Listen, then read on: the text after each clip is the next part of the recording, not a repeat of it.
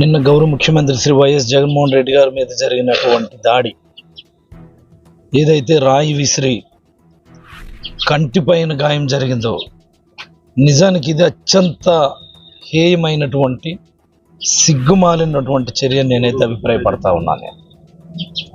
ఒక్క మాటలో చెప్పాలి అంటే చంద్రబాబు నాయుడు గారు తీవ్రమైన ఫ్రస్ట్రేషన్లో ఏమి చేయాలో తోచక మీరు తీసుకోండి, ఈ 5 ఏళ్ల కాలం అనేక రకాలుగా హననం చేస్తున్నారు ఆయన. ముఖ్యమంత్రి గారి వ్యక్తిత్వాన్ని హననం చేశారు ఆయన. వాళ్ళ కుటుంబ గౌరవాన్ని హననం చేశారు. వాళ్ళు కుటుంబాన్ని లాగారు. ఈరోజు డైరెక్ట్గా ఫిజికల్ అసాల్ట్. నిజంగా దేశంలో ఎక్కడైనా ఇది సాధ్యమైంది? ఇంత దారుణమైనటువంటి చర్యలు ఎక్కడైనా ఉంటాయా? వైఎస్ఆర్ కాంగ్రెస్ పార్టీ కార్యకర్తలు అందరూ కూడా చాలా ఓపికగా చాలా సంయమనం పాటిస్తూ ఉన్నారు. వైఎస్ఆర్ కాంగ్రెస్ పార్టీ కార్యకర్తలు అందరూ కలిసి ఒక్కసారి కేక వేశారు అనుకోండి, ఈ తెలుగుదేశం పార్టీ అన్నది ఉంటుందా ఈ రాష్ట్రంలో? దుకాణం మూసుకోవాల్సిందే. ఇది ఏమిటిది అసలు? ఇంత నీచమా? దాడి చేయడం కాకుండా తిరిగి మళ్ళీ హేళన చేస్తున్నట్టు మాట్లాడడం అన్నది మరింత బాధాకరం. అసలు కొంతమంది పనికిమాలిన వాళ్ళు ఉన్నారు తెలుగుదేశం పార్టీలో, జీతం పని చేస్తూ ఉంటారు. వాళ్ళు కేవలం ఏంటంటే ప్రెస్ మీట్లో మాట్లాడడానికి జీతాల కోసం పనిచేస్తూ ఉంటారు. గాయాన్ని సైతం హేళన చేసి మాట్లాడడం అన్నటువంటిది చాలా దారుణమైనటువంటి అంశం. ఈరోజు జగన్మోహన్ రెడ్డి గారు చేస్తున్నటువంటి బస్సు యాత్ర, మేం సిద్ధం అన్నటువంటి బస్సు యాత్ర ఎంత సక్సెస్ఫుల్గా రన్ అవుతుందో మనం అందరం చూస్తున్నాం.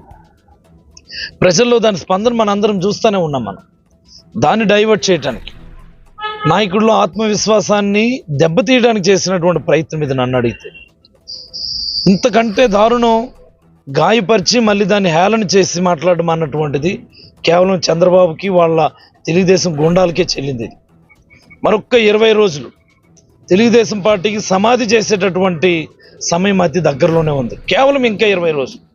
రాష్ట్ర ప్రజలారా మీరందరూ ఒకసారి ఆలోచించండి, మీరందరూ ఒకసారి నిర్ణయం తీసుకోండి. ఇలాంటి చంద్రబాబుతో మన రాష్ట్రానికి పని లేదు.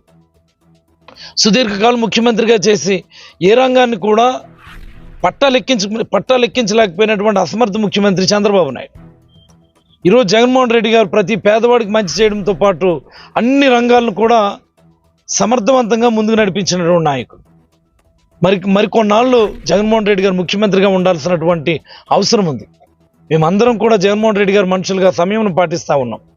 మాకు కానీ ఒకసారి కంట్రోల్ తప్పితే మాత్రం తెలుగుదేశం పార్టీ అనేది అదే క్షణం భూస్థాపితం అయిపోతుందన్న అంశాన్ని నేనైతే ప్రస్తావించదలుచుకున్నాను. ప్రజలారు ఇది గమనించండి.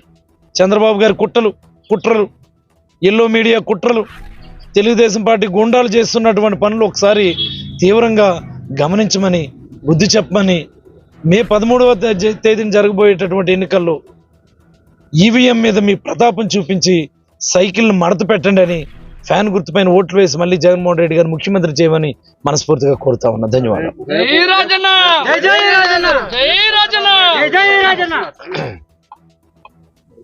చంద్రబాబు నాయుడు గారు రేపు పలాస వస్తున్నారు కదా,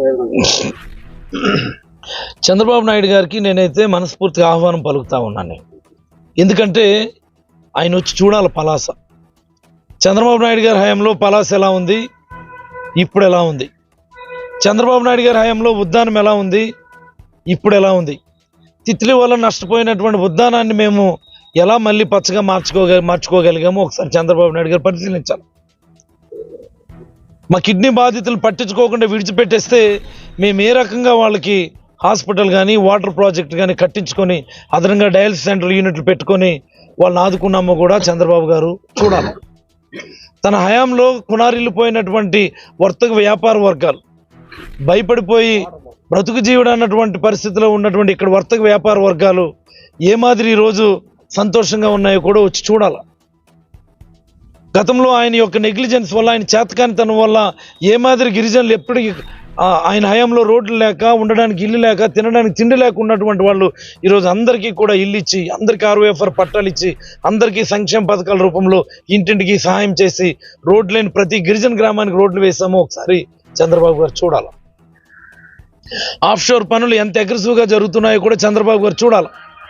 చంద్రబాబు గారి హయాంలో అచ్చెన్నాయుడు చేసిన పాపం వల్ల, గౌత్ శివాజీ గారు చేసినటువంటి మౌన నిద్ర వల్ల, ఆయన చేతకానితనం వల్ల ఏ మాదిరి మా వంశధార శివారు ప్రాంతం నష్టపోయిందో కూడా ఆయన ఒకసారి వచ్చి చూడాల. కళ్ళు తెరిచి చూడండి చంద్రబాబు గారు, మేము చేసినటువంటి అభివృద్ధి. నువ్వు 14 సంవత్సరాలు ముఖ్యమంత్రిగా ఉండి మా ప్రాంతాన్ని ఎలా అన్యాయం చేసావో, ఈ 5 ఏళ్ల కాలంలో కోవిడ్ కష్టకాలాన్ని సైతం అధిగమించి మేము మా ప్రాంతాన్ని ఎలా అభివృద్ధి చేసుకున్నామో కూడా వచ్చి చూడొచ్చి పరిశీలించు. హుందాగా రాజకీయాలు చేయి. కాదు కూడదంటే నేను సిద్ధమే, నేను దేనికైనా సిద్ధమే. ధన్యవాదాలు.